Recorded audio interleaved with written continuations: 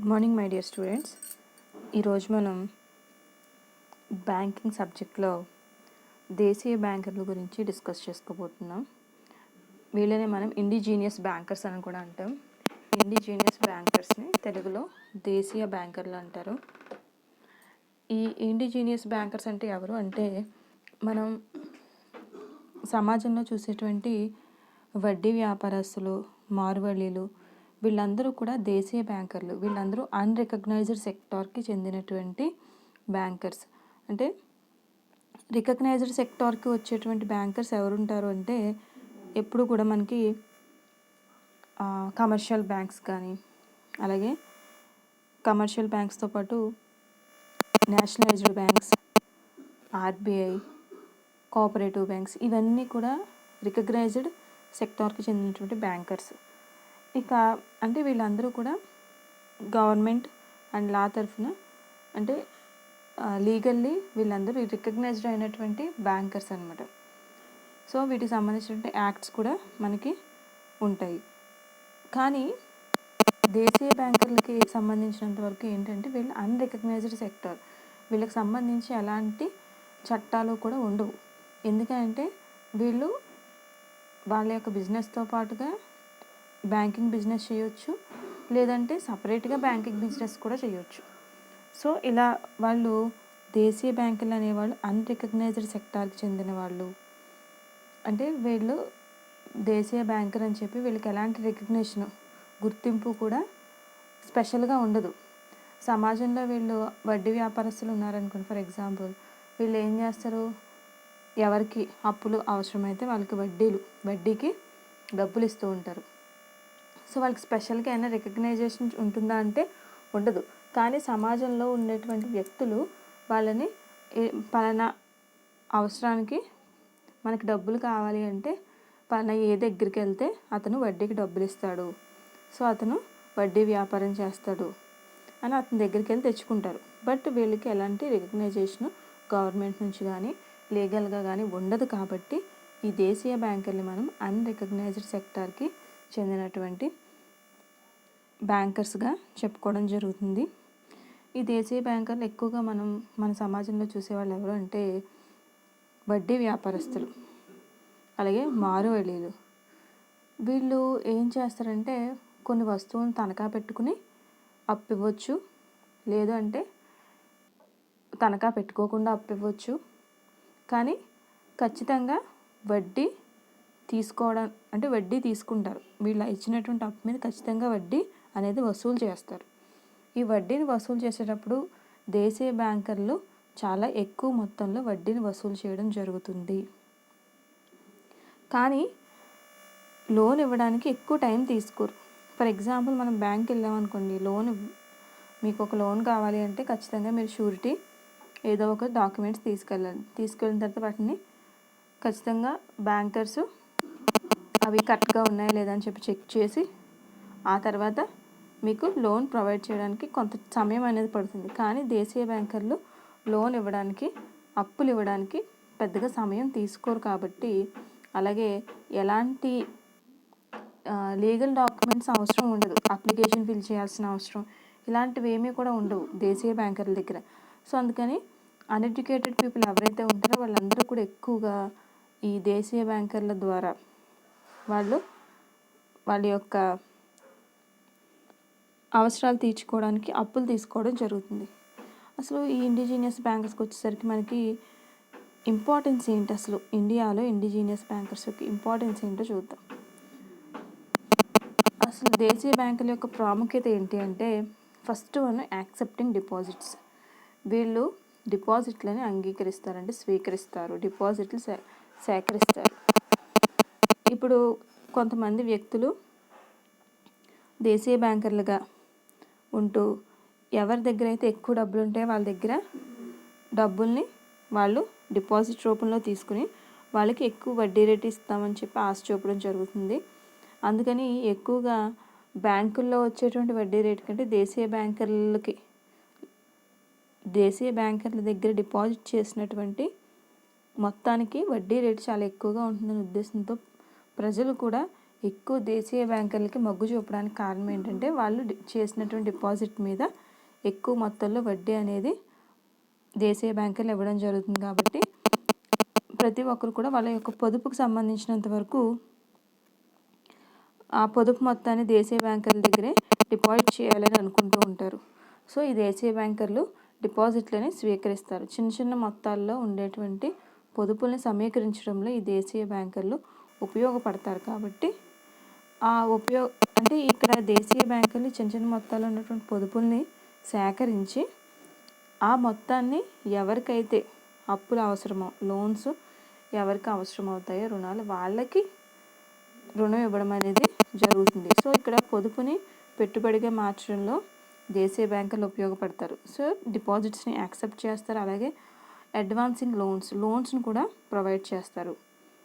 లోన్స్ని provide చేయడానికి సంబంధించినంత వరకు దేశీయ బ్యాంకర్లకి ఎలాంటి రూల్స్ రెగ్యులేషన్స్ ఉండవు.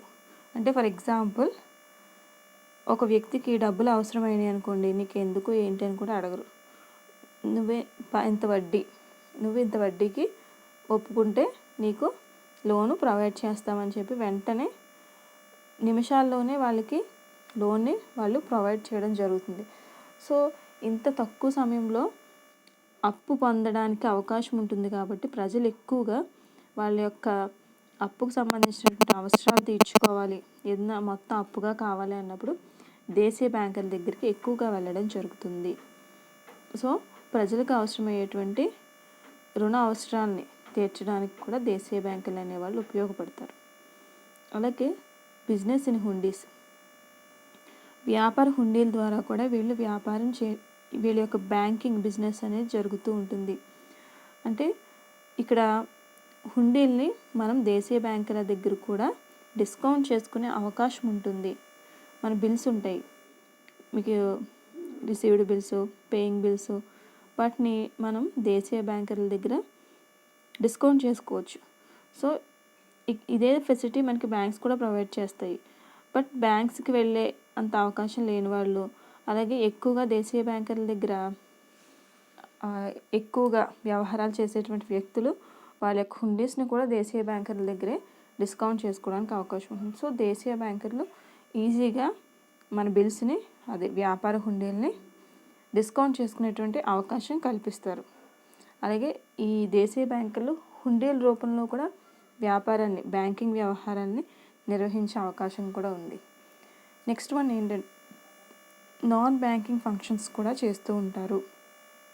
Indigenous bankers only banking functions మాత్రమే కాకుండా నాన్ బ్యాంకింగ్ ఫంక్షన్స్ని కూడా వీళ్ళు చేస్తూ ఉంటారు. ఫర్ ఎగ్జాంపుల్ మనకి వస్తువుల్ని తనఖా పెట్టుకోవడం, అలాగే వస్తువుల్ని సేఫ్ రాకర్స్, వస్తువుల్ని వాళ్ళ దగ్గర సేఫ్గా ఉంచేటువంటి సందర్భాలు, అలాగే ఈ అమౌంట్ని ఒక చోటు నుంచి ఇంకొక చోటుకి తరలించడానికి, ఇలాంటి ఫెసిలిటీస్ కూడా ఇక్కడ మనకి దేశీయ బ్యాంకర్ల ద్వారా లభిస్తుంది. కొన్ని సందర్భాల్లో దేశీయ బ్యాంకర్లు షూరిటీలు ఇవ్వడం బిజినెస్కి సంబంధించి, సో ఇలాంటి నాన్ బ్యాంకింగ్ ఫంక్షన్స్ కూడా వాళ్ళు చేస్తూ ఉంటారు. సో మెయిన్గా ఇండిజీనియస్ బ్యాంకర్స్ బిజినెస్లోను, అలాగే ఫార్మర్స్కి ఎక్కువగా వాళ్ళ యొక్క నగదుకు సంబంధించిన అవసరాలు తీర్చడంలో ఉపయోగపడుతూ ఉంటారు. ఇవి main importance of indigenous bankers. Next వచ్చేసరికి మనకి ఇండిజీనియస్ బ్యాంకర్స్లో కొన్ని రకాలైనటువంటి డిఫెక్ట్స్ కూడా ఉన్నాయి.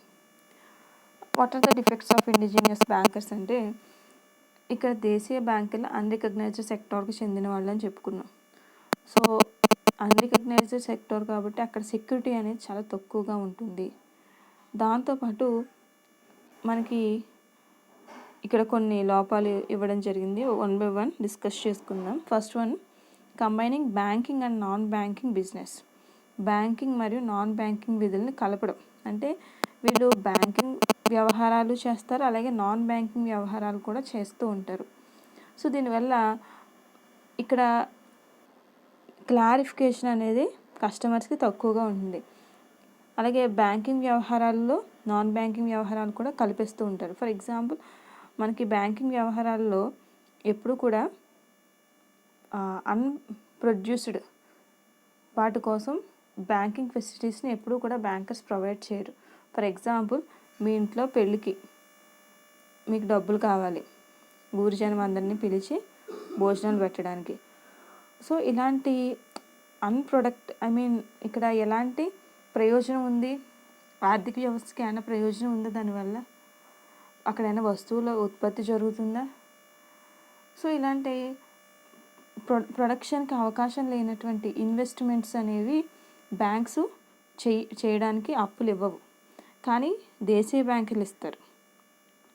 అంటే ప్రొడక్టివ్ ట్రాన్సాక్షన్స్కే కాకుండా అన్ప్రొడక్టివ్ ట్రాన్సాక్షన్స్, అంటే ప్రాఫిట్ అనేది లేనటువంటి ట్రాన్సాక్షన్స్కి కూడా దేశీయ బ్యాంకులు అనేవాళ్ళు అప్పులు ఇవ్వడం జరుగుతుంది. ఇలాంటి సందర్భంలో ఏంటంటే వాళ్ళు ఎందుకు తీసుకున్నారు అంటే అప్పు అన్ప్రొడక్టివ్ థింగ్ కోసం తీసుకున్నారు. సో దానివల్ల వాళ్ళకి ఎలాంటి ప్రాఫిట్ రాదు. సో అలాంటప్పుడు వాళ్ళు తీసుకున్నటువంటి అప్పుని ఏ విధంగా తీర్చలేరు కదా. అదే ఓ బిజినెస్ పెట్టడానికి ఒక వ్యక్తి అప్పు తీసుకున్నాడు అనుకోండి, ఆ బిజినెస్ చేయడం ద్వారా అతను ప్రాఫిట్స్ గెయిన్ చేసి ఆ అప్పు తీరుస్తాడనేటువంటి నమ్మకం ఉంటుంది. కానీ అన్ప్రొడక్టివ్ థింగ్స్ కోసం అప్పులు ఇస్తే వాళ్ళు ఆ అప్పుల్ని తీర్చడానికి అక్కడ ఎలాంటి దారి కూడా ఉండదు.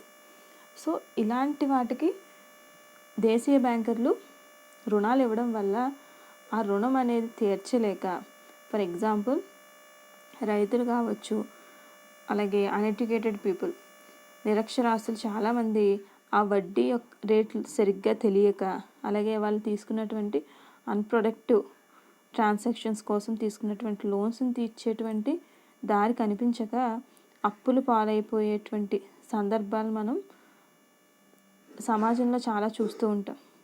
సో ఇక్కడ దేశీయ బ్యాంకుల్లో ఒకవైపు నుంచి బ్యాంకింగ్ ట్రాన్సాక్షన్స్ చేస్తారు, ఇంకొక వైపు నుంచి నాన్ బ్యాంకింగ్ ట్రాన్సాక్షన్స్ కూడా చేయడానికి అవకాశం ఉంటుంది. కాబట్టి దీనివల్ల ఏంటంటే అంత దేశానికి ప్రయోజనకరమైనటువంటి సందర్భాలు ఉండవు. సో ఇది వన్ ఆఫ్ ద డిఫెక్ట్గా మనం చెప్పుకోవచ్చు. Next one, lack of sufficient capital. దేశీయ బ్యాంకుల దగ్గర ఏముండదు అంటే తగినంత మూలధనం అనేది ఉండదు. ఎందుకని తగినంత మూలధనం ఉండదు అంటే దేశీయ బ్యాంకులు అనేవాళ్ళు అప్పటికప్పుడు పుట్టుకొచ్చేటువంటి వ్యక్తులు. అంటే వాళ్ళ దగ్గర డబ్బులు ఉన్న రోజున వాళ్ళు బిజినెస్ చేస్తారు, బ్యాంకింగ్ బిజినెస్. డబ్బులు లేని రోజున బ్యాంకింగ్ బిజినెస్ చేయరు. కానీ బ్యాంక్స్ అలా కాదు. మనకి ఏ బ్యాంక్ అయినా సరే ఖచ్చితంగా సఫిషియెంట్ అమౌంట్ను మెయింటైన్ చేయాలి. సో ఇక్కడ దేశీయ బ్యాంకులు అనేవాళ్ళు వాళ్ళ దగ్గర ఎక్కువ డబ్బులు ఉన్న రోజు బ్యాంకింగ్ వ్యవహారాలు చేస్తారు, డబ్బులు లేని రోజున వాళ్ళు బ్యాంకింగ్ వ్యవహారాలు చేయరు. అలాగే వాళ్ళు వాళ్ళ పరిధిలో ఉన్నటువంటి వాళ్ళ పరిధిలో ఏవైతే ప్రజలు ఉంటారో వాళ్ళకు మాత్రమే బ్యాంకింగ్ ఫెసిలిటీస్ ప్రొవైడ్ చేస్తారు. అంటే వాళ్ళకి తెలిసిన వ్యక్తులకు మాత్రమే అప్పులు ఇస్తారు తప్ప తెలియని వ్యక్తులకు వాళ్ళు తొందరగా అప్పులు ఇచ్చే సందర్భాలు ఉండవు. అలాగే వాళ్ళ దగ్గర ఉండేటువంటి మూలధనం అనేది చాలా తక్కువగా ఉంటుంది. సో ఆ ప్రాంతంలో ఉన్నటువంటి ప్రజల అందరి అవసరాలు తీర్చేంత మూలధనం దేశీయ బ్యాంకర్ల దగ్గర ఉండదు. కాబట్టి ఇది కూడా దేశీయ బ్యాంకర్లకు సంబంధించినంత వరకు ఒక లోపంగా చెప్పుకోవచ్చు. Next one, secrecy of accounts. ఖాతాల యొక్క గోప్యత. ఖాతాల యొక్క గోప్యత ఎక్కువగా మెయింటైన్ చేసేది ఎవరు అంటే దేశీయ బ్యాంకర్లు. దేశీయ బ్యాంకర్లు ఖాతాలని నిర్వహిస్తారు, కానీ ఆ ఖాతాలకు సంబంధించిన డీటెయిల్స్ని ఎప్పుడూ ఎవరికీ కూడా తెలియచేయరు. దీనివల్ల ఏంటంటే వాళ్ళు వ్యక్తుల దగ్గర నుంచి వడ్డీ రేట్లు చాలా ఎక్కువ మొత్తంలో వసూలు చేసే అవకాశం ఉంటుంది. ప్రజల్ని మోసం చేసే అవకాశం కూడా చాలా ఎక్కువగా ఉంటుంది. మీరు అబ్జర్వ్ చేస్తే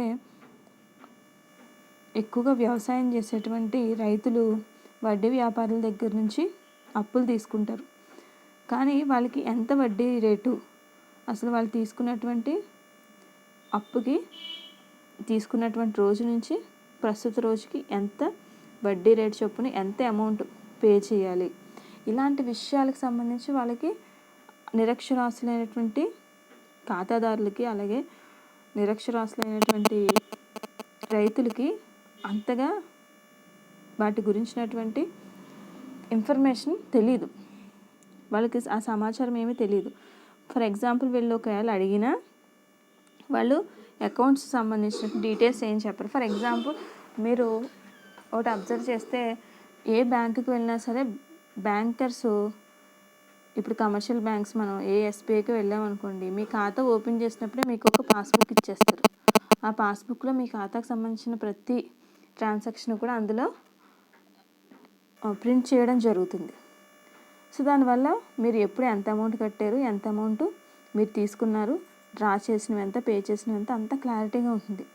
కానీ అలాంటి ఒక పుస్తకం కానీ, పాస్బుక్ లాంటిది కానీ, పోనీ ఒక చీటీ లాంటిది కానీ ఏమీ కూడా ఈ ఖాతాదారులకి ఇండిజీనియస్ బ్యాంకర్స్ అనేవాళ్ళు ప్రొవైడ్ చేయరు. దీనివల్ల వాళ్ళు తీసుకున్న అప్పుకి ఎంత వడ్డీ అయిందో తెలీదు, ఆ వడ్డీకి మళ్ళీ ఎంత వడ్డీ కట్టారో తెలీదు. ఇలా ఇండిజీనియస్ బ్యాంకర్స్ ఎంత అమౌంట్ మీరు పే చేయాలని అంటారో అంత అమౌంట్ని పే చేయాల్సిన పరిస్థితి ఇక్కడ రైతులకు కానీ, నిరక్షరాస్యులైనటువంటి కస్టమర్స్ ఎవరైతే ఉంటారో ఖాతాదారులు, వాళ్ళకి ఆ దుస్థితి ఏర్పడుతుంది. కాబట్టి ఇలాంటి సందర్భాల్లో మనకి ఇండిజీనియస్ బ్యాంకర్స్ ఒక మోసపూరితమైనటువంటి విధానాన్ని వాళ్ళు ఫాలో అవుతున్నారని అనిపిస్తూ ఉంటుంది. సో ఎందుకంటే వాళ్ళు వాళ్ళ అకౌంట్కి సంబంధించినటువంటి డీటెయిల్స్ని ఎప్పుడూ కూడా ఆడిట్ చేయించడం అనేది జరగదు. Next, higher rate of interest.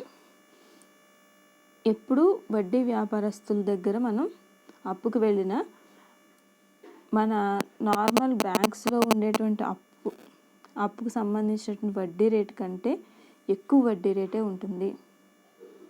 వాళ్ళ దగ్గర క్యాపిటల్ తక్కువగా ఉంటుంది, కానీ ఇచ్చినటువంటి కొంత అమౌంట్ మనకి ఏదైతే అప్పుగా ఇస్తారో ఆ అప్పుగా ఇచ్చినటువంటి మొత్తం మీద వడ్డీ రేట్ అనేది చాలా ఎక్కువగా ఉంటుంది.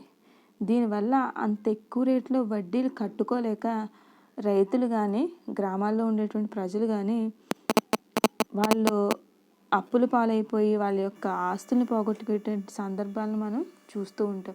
ఎందుకనంటే ఈ దేశీయ బ్యాంకుల యొక్క వడ్డీ రేట్లు అనేవి చాలా ఎక్కువగా ఉంటాయి. సో అంత వడ్డీ రేటు ఉన్నప్పుడు ఆ అప్పును తీర్చడానికి చాలా సంవత్సరాల సమయం తీసుకునే అవకాశం ఉంటుంది.